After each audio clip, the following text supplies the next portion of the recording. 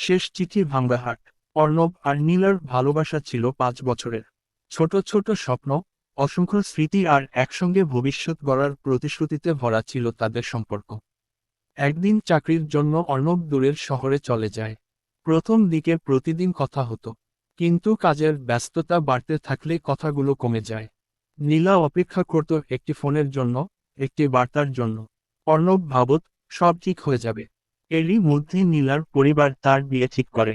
অনেকবার অর্ণবকে জানাতে চেয়েছিল, কিন্তু সে কোনো উত্তর দিচ্ছিল না।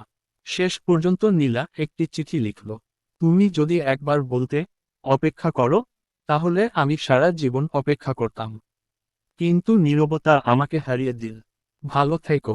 চিঠিটি অর্ণবের হাতে পৌঁছাতে পৌঁছাতে অনেক দেরি হয়ে গেছে। ততদিনে নীলার বিয়ে হয়ে গেছে। চিঠি পড়ে অর্ণব ভেঙে পড়ল। সে বুঝতে পারল, ভালোবাসার শুধু অনুভূতি নয়, সময়মতো পাশে থাকারও নাম। বহু বছর পর এক বৃষ্টিভেজা বিকেলে অর্ণব সেই পুরনো চিঠিটি হাতে নিয়ে আকাশের দিকে তাকিয়ে ফিসফিস করে বলল, যাকে সবচেয়ে বেশি ভালোবাসি, তাকে হারানোর কষ্ট কখনো পুরনো হয় না। সময় শুধু মানুষকে হাসতে শিখিয়ে দেয়, ভুলতে নয়। ভাঙ্গা হাট।